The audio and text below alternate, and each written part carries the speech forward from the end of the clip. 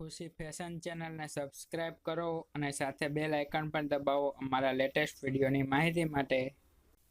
નમસ્કાર દોસ્તો, આજે આપણે શીખવાના છે સ્લીવનું કટિંગ. ઘણી કોમેન્ટ આવેલી હતી કે તમે સ્લીવનું કટિંગ બતાવો, તો આ જે છે તે 3/4 સ્લીવ છે, એટલે કે પોણી બાંય છે. પોણી બાંયનું બી એક કટિંગ બતાવેલું છે અને આ જે છે તે ટૂંકી બાંય છે, તો આપણે ટૂંકી બાંયનું પણ કટિંગ બતાવેલું છે. તો આ વિડીયોને સ્ટાર્ટિંગથી લાસ્ટ સુધી જરૂર જોજો. તો ચાલો શરૂઆત કરીએ. સૌથી પહેલા આપણે લાંબી બાયનું કટિંગ જોશું, એના પછી આપણે ટૂંકી બાયનું કટિંગ જોશું.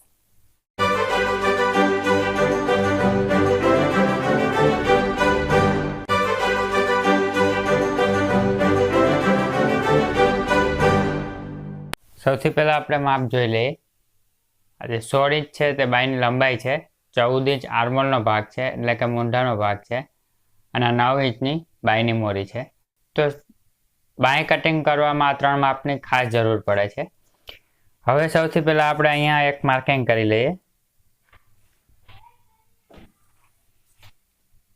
આજે આપણે માર્કિંગ કર્યું છે એ ફોલ્ડ કરવાનું કર્યું છે. ઘણા લોકો એવું કરે છે કે બાયમાં બોર્ડર મૂકવાની હોય અથવા તો બાયમાં અલગ પટ્ટી મૂકવાની હોય, તો એ લોકો અહીંયાથી અહીંયા માર્કિંગ મારી લે છે અને પછી પટ્ટી ફોલ્ડ કરી દે છે. તો એનાથી શું પ્રોબ્લેમ થાય છે કે ભવિષ્યમાં જો બાયની લંબાઈ 16 છે પણ એને 17ની જોતી હોય, તો આ 1 ઇંચ આપણે ખોલી શકીએ, પણ એમાં પછી આ એટલું કટિંગ કર્યા પછી એ વસ્તુ નહીં થાય. એટલા માટે આપણે એક્સ્ટ્રા પટ્ટી મૂકવાની હોય કે બોર્ડર મૂકવાની હોય, ગમે તે હોય, આ 1 થી 1.5 ઇંચ જેટલું આપણે વાળવાનું એક્સ્ટ્રા રાખવાનું. તો સૌથી પહેલાં આપણે લંબાઈનું માપ લઈ લેવાનું. આપણે માપી લંબાઈ 16 ઇંચની છે, તો આ 16 ઇંચથી અહીંયા એક માર્કિંગ કરી લેવાનું અને બીજું એક માર્કિંગ અહીંયા સિલાઈનું કરી લેવાનું. તો અહીંયા આપણે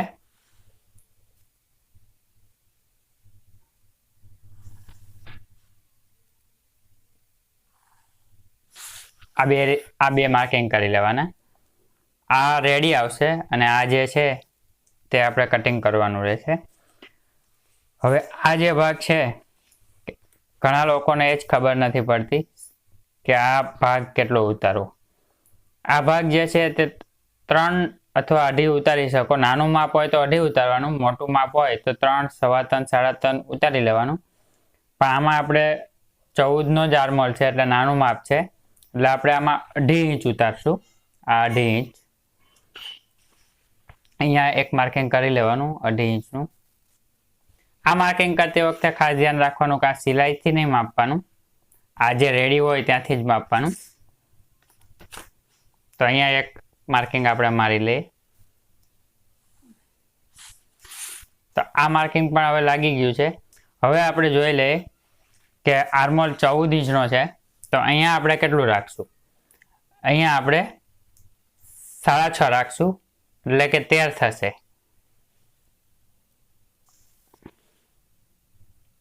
અહીંયા સિલાઈનું એક્સ્ટ્રા માર્જિન રાખશું. આ જે કપડું છે તે એક્સ્ટ્રા રહેશે.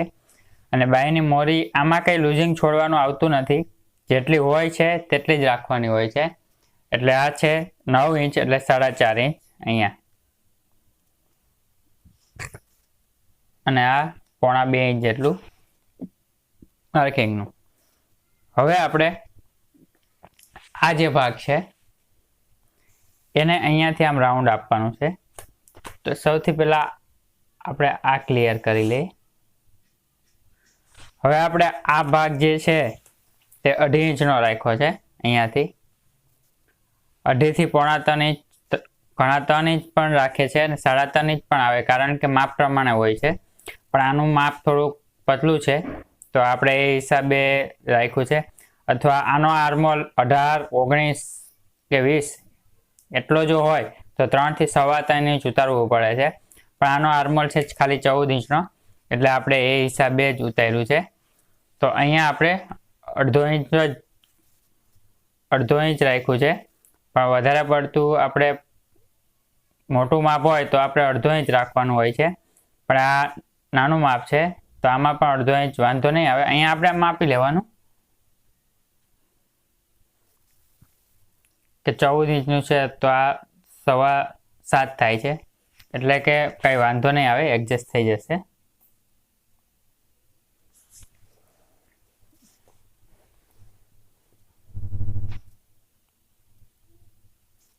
હવે આપણે આ રીતે બાયનો શેપ આપી દેવાનો. તો આ બાયનો શેપ અહીંયાથી આમ કટિંગ થશે. હવે આને એક માર્કિંગ આમ પણ મારી જ લેવાનું.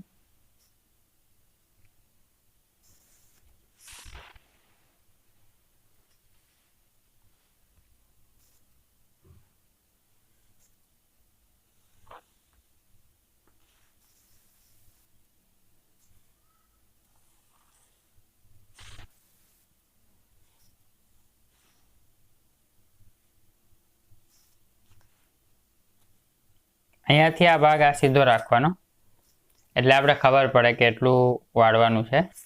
તો આ પોણી બાયનું માપ છે.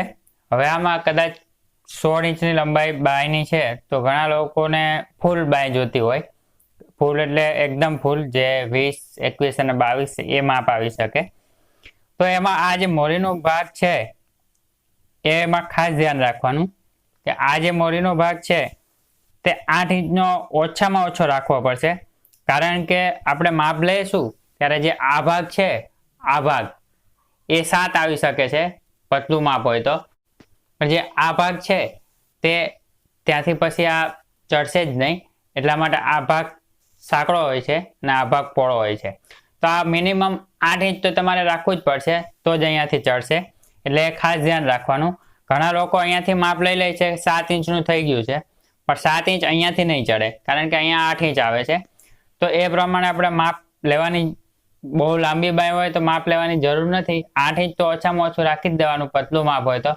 પણ જો મોટું માપ હોય તો માપ લઈ લેવાનું આ ભાગનું. મેન લાંબી બાયમાં આ ભાગનું માપ લેવાનું, આ ભાગનું માપ નહીં લેવાનું. આ ભાગનું માપ લેવું હોય તો લઈ લેવાનું, પણ મેન આ ભાગનું લેવાનું.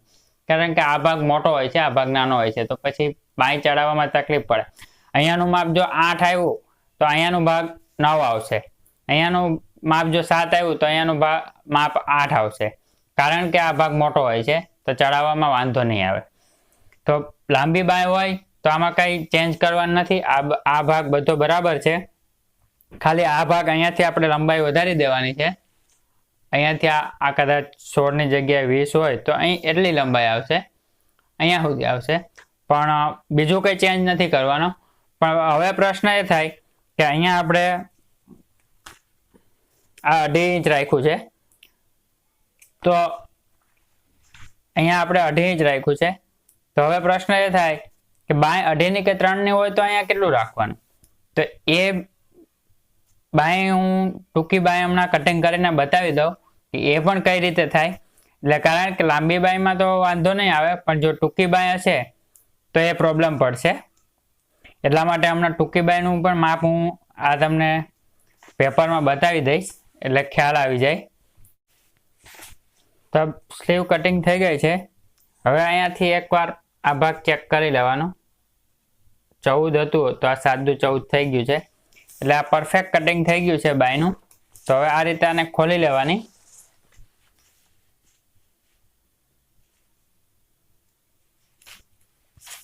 માર્કિંગ બાજુ રાખી દેવાનું. માર્કિંગ આ બાજુ છે, તો આમાં આપણે આગળ પાછળના ભાગ નાના મોટા હોય છે બાયમાં. આ રીતની બાય આપણે કટિંગ કરી છે. તો હવે આ જે ભાગ છે અહીંયાથી આપણે આગળનો ભાગ કટિંગ કરવાનો છે. તો આપણે એ જોઈ લઈએ.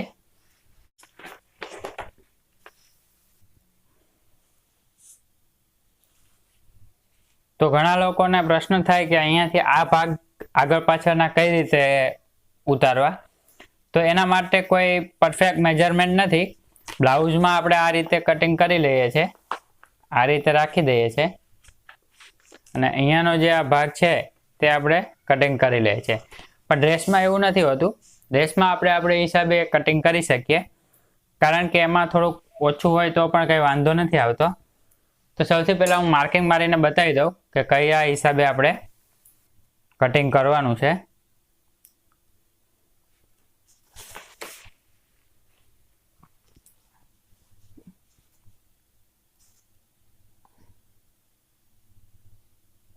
અહીંયાથી આપણે આ રીતે કટિંગ કરી લેવાનું છે, આ રીતે.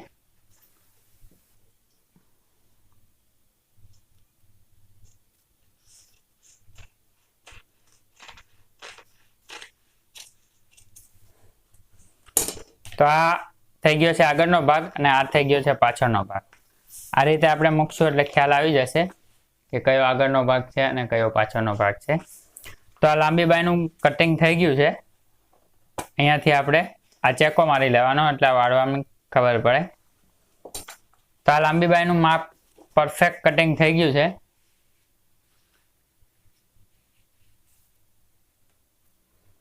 હવે આપણે ટૂંકી બાયનું માપ પણ જોઈ જ લઈએ. તો આપણે સૌથી પહેલા મેજરમેન્ટ જોઈ લઈએ. બાયની લંબાઈ જે છે તે 3 ઇંચની છે, આર્મોલનો ભાગ જે છે તે 14 ઇંચનો છે અને બાયની મોરી છે તે 10 ઇંચની છે. તો હવે આપણે આમાં લાંબી બાયમાં જોયું હતું કે બાયની મોરી જેટલી હતી એટલી સેમ ટુ સેમ રાખી હતી, પણ આમાં આપણે એવું નથી કરવાનું. આમાં આપણે બાયની મોરી 10 ઇંચની છે તો આપણે 11 ઇંચની રાખવાની છે, કારણ કે બાય ટૂંકી છે એટલે માપ લીધેલું હોય એના કરતાં 1 ઇંચ લૂઝ રાખવી પડે છે. તો ટૂંકી બાયમાં ખાસ ધ્યાન રાખવાનું, જેટલું માપ લીધું હોય એના કરતાં 1 ઇંચ લૂઝ રાખવાની હોય છે. તો ચાલો જોઈ લઈએ. સૌથી પહેલા આપણે આ માર્કિંગ મારી લીધું છે. આ એટલું ફોલ્ડ થશે. આ 3 ઇંચની બાયની લંબાઈ છે, તો આ 3 ઇંચ પ્લસ એટલું આપણે સિલાઈનું રાખેલું હતું એટલું રાખી દેવાનું. હવે આપણે અહીંયા એક માર્કિંગ મારી લઈએ.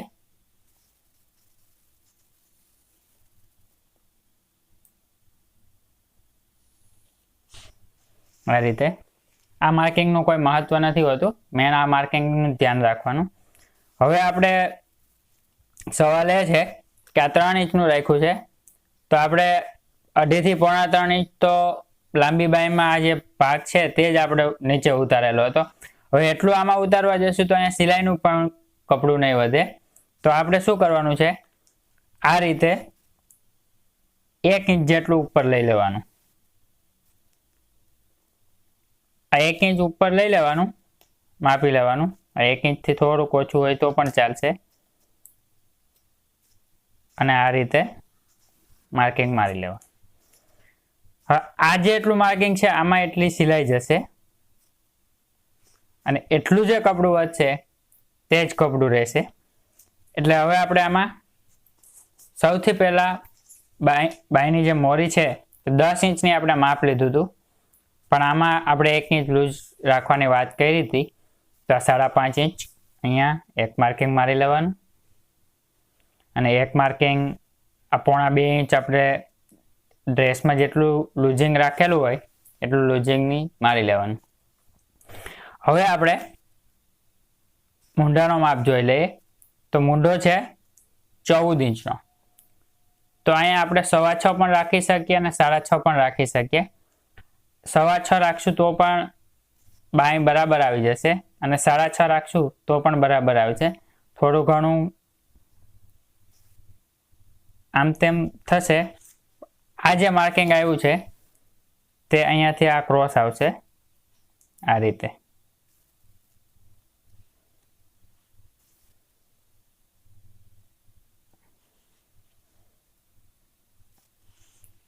આ જે આપણે ક્રોસ આવ્યું છે તે ક્રોસ હંમેશા બધી જ ડ્રેસમાં આવશે, અથવા આ ક્રોસ જો ન આવે આમ સીધું એકદમ આવે તો આપણે ક્યાંક મિસ્ટેક હોય એવું આપણે લાગે, કારણ કે આ જે ભાગ છે તે થોડોક હંમેશા ક્રોસ જ આવે, કારણ કે આ જે આર્મોલનો ભાગ છે તે મોટો હોય છે અને સ્લીવનો જે ભાગ હોય તે હંમેશા નાનો હોય છે. એટલા હિસાબે જરાક ધ્યાન રાખવાનું. બાકી બાંય જો એને લૂઝ જોતી હોય આપણે પૂછી લેવાનું, બાંય જો એકદમ લૂઝ જોતી હોય તો આ ક્રોસની જરૂર નથી. અહીંયાથી આપણે આમ થોડુંક સીધું પણ આપી શકીએ. અહીંયા પણ આવશે તો પણ કોઈ પ્રોબ્લેમ નહીં થાય, ખાલી બાંય લૂઝ થઈ જશે. અને પરફેક્ટ ફિટિંગ જો એને બાયનું જોતું હોય તો આપણે માપ લઈને જે માપ પ્રમાણે સિલાઈ આવે એ પ્રમાણે જ સિલાઈ આવવી જોઈએ. પણ એ ખાસ ધ્યાન રાખવાનું કે મૂંઢાનું માપ હંમેશા મોટું હોવું જોઈએ.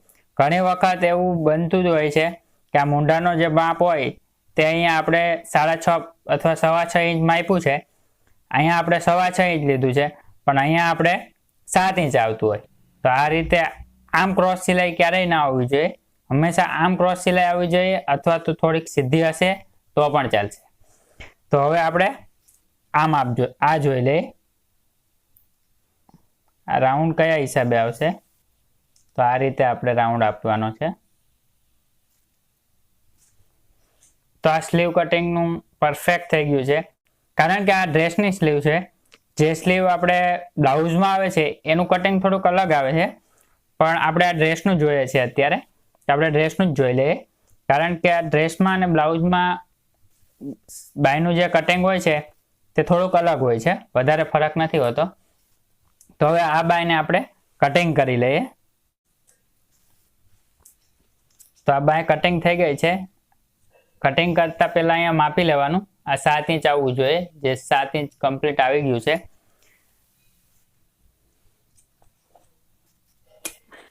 અહીંયા એક ચેકો આ મારી લેવાનો અને આ જે ભાગ અહીંયા ઉતારવાનો છે, એક મિડલનો એક ચેકો અહીંયા આપણે મારી લેવાનો આ રીતે. અને અહીંયા જે આપણે ઉતારવાનું છે ભાગ, એનું મેજરમેન્ટ આગળ મેં બતાવ્યું એ રીતે કોઈ પરફેક્ટ નથી હોતું. આ રીતે એટલું કટિંગ કરી લેવાનું. શેપ જે રીતે સારો બેસે એ રીતે આપણે કટિંગ કરી લેવાનું. તો આ રીતે આપણે કરી લેવાનું અને આપણે આમ કરી અને વ્યવસ્થિત કટિંગ કરી લઈએ.